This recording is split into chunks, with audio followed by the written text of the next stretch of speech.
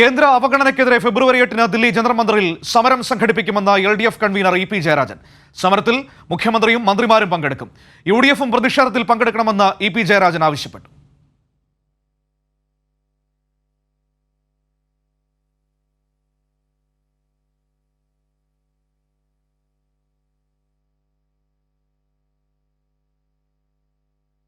അനുരാഗ് തിരുവനന്തപുരത്ത് നിന്ന് വാർത്തയുടെ വിവരങ്ങളുമായി ചേരുകയാണ്. അനുരാഗ്, ഫെബ്രുവരി 8-ന് ദില്ലിയിൽ കേരളത്തിന്റെ പ്രതിഷേധം മുഖ്യമന്ത്രിയുടെ നേതൃത്വത്തിൽ കേന്ദ്ര സർക്കാരിന്റെ അവഗണനയ്ക്കെതിരെ, ഒപ്പം തന്നെ സംസ്ഥാനത്ത് ഒരു വലിയ ജനകീയ പ്രതിഷേധവുമായി മാറുന്ന രീതിയിൽ അത് തീരുമാനിക്കപ്പെട്ടിരിക്കുകയാണ്. സമഗ്രമായ വിവരങ്ങൾ LDF കൺവീനറുടെ വാർത്താ സമ്മേളനത്തിന്റെ. തുടർച്ചയായി കേന്ദ്രം കേരളത്തെ അവഗണിക്കുകയാണ്, നീതികേട് കാട്ടുകയാണ്, പദ്ധതികളിൽ തുരങ്കം വെക്കുകയാണ്, സാമ്പത്തികമായി ഞെരുക്കുകയാണ്. ഇതിൽ പ്രതിഷേധിച്ചാണ് കേരളത്തിൻ്റെ പ്രതിഷേധം അത് ദില്ലിയിലേക്ക് വ്യാപിക്കുന്നത്.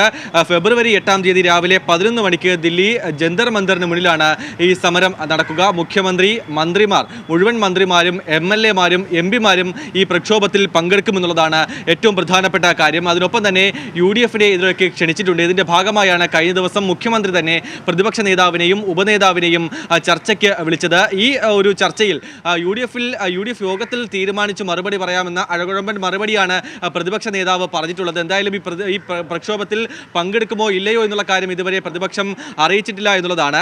8-ാം തീയതി വൈകിട്ട് സമാന്തരമായി തന്നെ 4 മണി മുതൽ 6 മണി വരെ ബൂത്ത് അടിസ്ഥാനത്തിൽ കേരളത്തിൽ എല്ലായിടത്തും ഗൃഹസന്ദർശനം നടത്താനും LDF തീരുമാനിച്ചിട്ടുണ്ട്.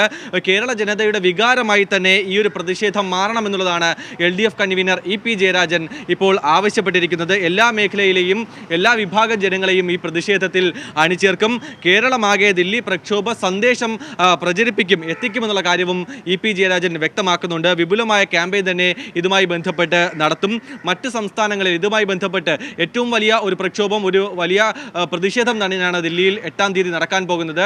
ഇത് സംബന്ധിച്ച് മറ്റ് സംസ്ഥാനങ്ങളിലെ മുഖ്യമന്ത്രിമാരെയും മന്ത്രിമാരെയും ഇക്കാര്യം അറിയിച്ചിട്ടുണ്ട്. അവരുടെ പങ്കാളിത്തം കൂടി പ്രതീക്ഷിക്കുന്നുണ്ട് എന്നുള്ളതാണ് മനസ്സിലാക്കുന്നത്.